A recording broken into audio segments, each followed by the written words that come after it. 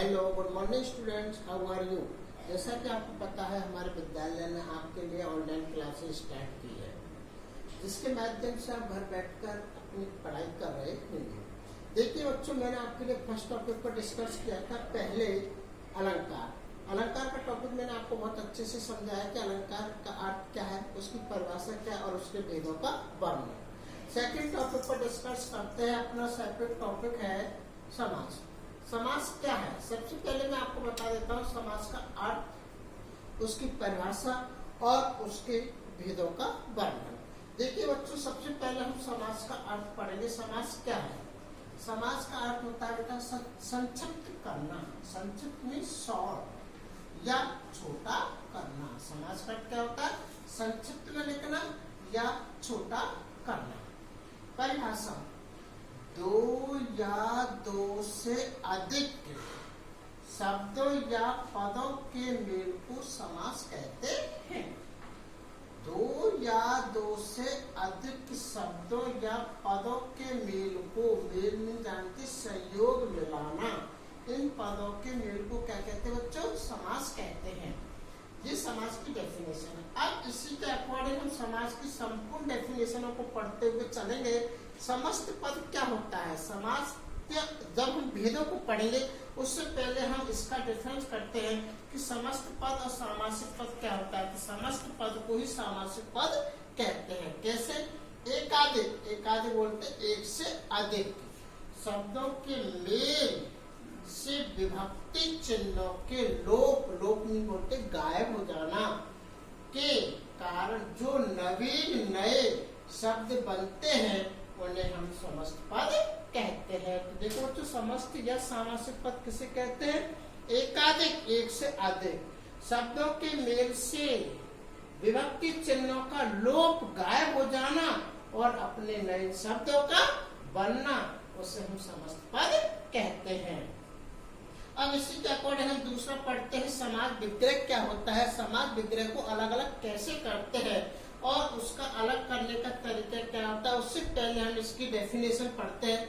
किसी सामासिक पद, जैसे कोई भी सामासिक पद होता है, जैसे अपन का होता है शक्ति के अनुसार, तो ये सामासिक पद हो गया। तो सामासिक पद को उसके विभिन्न पदों, शब्दों एवं विभक्ति सहित पृथक पृथक बोलते अलग अलग करने की क्रिया को हम समास विग्रह कहते हैं। जैसे आपका एग्जाम्पल है, जैसे जलमग्न। जलमग्न को हम अलग अलग करते हैं, उसका डिफरेंस, जैसे उसको अलग अलग करने का जो तरीका होता है उसको हम समास विग्रह कहते हैं। जैसे जल में मग्न, जल में डूबा हुआ। इस समस्त पद के दो भेद होते हैं। जब हम सब इससे समास के जब प्रकारों को पढ़ेंगे उससे पहले हम प्रकारों में जो डेफिनेशन देंगे उसके हम समस्त पदों के दो भेद पढ़ेंगे। सबसे पहले पढ़ेंगे हम पूर्व पद, सेकंड पढ़ेंगे हम उत्तर पद। पूर्व पद को हम पहला पद भी बोलते हैं। क्या बोलते हैं बच्चों? पहला पद। और उत्तर पद को बोलते हैं दूसरा पद, दूसरा पद। ये जैसे एग्जाम्पल के लिए पूजा घर, पूजा घर हमारा एक समस्त पद है। क्या है? समस्त पद। और पूजा के लिए, पूजा के लिए ये हमारा विग्रह हो गया। क्या हो गया? विग्रह हो गया। परंतु इसका पूर्व पद और उत्तर पद को हम देखते हैं तो पूजा, पूजा तो हो गया हमारा पूर्व पद और घर हो गया हमारा उत्तर पद। तो ये हो गया पूजा के लिए घर। सेकंड अपन का है नवरत्न। तो नवरत्न, नव तो हो गया हमारा पूर्व पद और रत्न हो गया हमारा उत्तर पद। अर्थात पहला पद हमारा नव और उत्तर पद, दूसरा पद हमारा रत्न। इस प्रकार से हमारा विग्रह करने पर क्या बन गया? नौ रत्नों का समूह। थर्ड पढ़ते हैं जीव दया। जीव दया क्या होता है? पहला पद पूर्व पद अर्थात जीव और दया हो गया हमारा उत्तर पद अर्थात दूसरा पद। तो इस प्रकार से इसका विग्रह करेंगे तो क्या बनेगा? जीवों पर दया। इसी प्रकार से अब आपका लास्ट हम एग्जाम्पल देते हैं आपको। माता पिता, ये हो गया हमारा द्वंद्व समास, द्वंद्व में जोड़ना। तो कैसे? माता पहला पद हो गया और पिता दूसरा पद होगा। इस प्रकार से क्या बन गया? माता पिता। क्या बन गया? माता पिता। ये तो हो गया हमारा, सिर्फ हमने दो चीजें बताई थी, समास का अर्थ और समास विग्रह, साथ ही उसकी परिभाषा। अब हम पढ़ते हैं इसके अकॉर्डिंग समास के भेद। समास के भेद। समास के भेद कितने होते हैं बच्चों, अच्छे से ध्यान से सुनिए। हम टेबल के अकॉर्डिंगली आपको पढ़ा सकते हैं कि समास के भेद क्या होते हैं। समास के भेद, तो देखिए बच्चों, समास के 6 भेद होते हैं। कितने भेद होते हैं? 6। समास के 6 भेद होते हैं। नंबर 1, अव्ययभाव समास। अव्ययभाव समास। सेकंड, तत्पुरुष समास।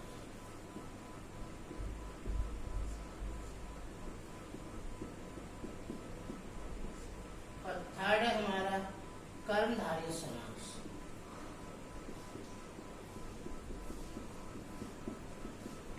और 4 है हमारा द्विगु समास।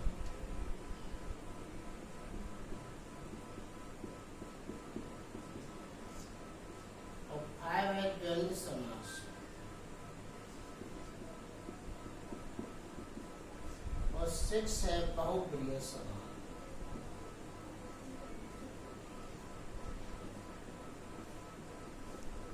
देखिए बच्चों, क्या होता है, सबसे पहले मैं आपको बताता हूँ समास के टाइप्स अर्थात भेद। समास के 6 भेद होते हैं। कितने भेद होते हैं? इसको टेबल के अकॉर्डिंगली हम बना सकते हैं। तो समास के 6 भेद। नंबर 1, अव्ययभाव समास। क्या होता है? अव्ययभाव, जिसका पहला पद अव्यय होता है। जिसका पहला पद क्या होता है? अव्यय होता है, उसे अव्ययभाव समास कहते हैं। अब इसका एग्जाम्पल हम देते हैं। तो देखिए, मैं आपको बता देता हूँ शक्ति के अनुसार।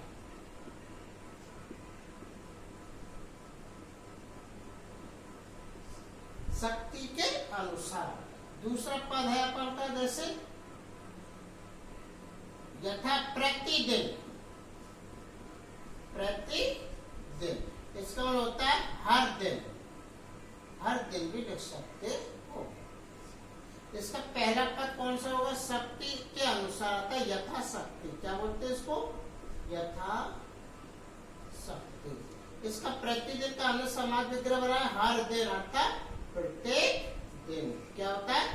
प्रत्येक दिन। ये तो हो गया हमारा अव्ययभाव समास। मैं सेकंड आपको बताता हूँ तत्पुरुष समास। और थर्ड है अपन का कर्मधारय। फोर्थ है अपन का द्विगु समास। 6 है अपन का द्वंद्व समास। द्वंद्व का अर्थ होता है जोड़ना, जो मैं आपको अभी एक्सप्लेन करूंगा। और थर्ड है हमारा बहुब्रीहि समास। तो इस प्रकार के समास के 6 टाइप्स होते हैं। तो सबसे पहले मैं आपको लेता हूँ अव्यय। अव्ययभाव मैंने आपको अभी बताया कि जिसका पहला पद अव्यय होता है अर्थात पूर्व पद होता है, उससे हम क्या बोलते हैं? अव्ययभाव समास बोलते हैं।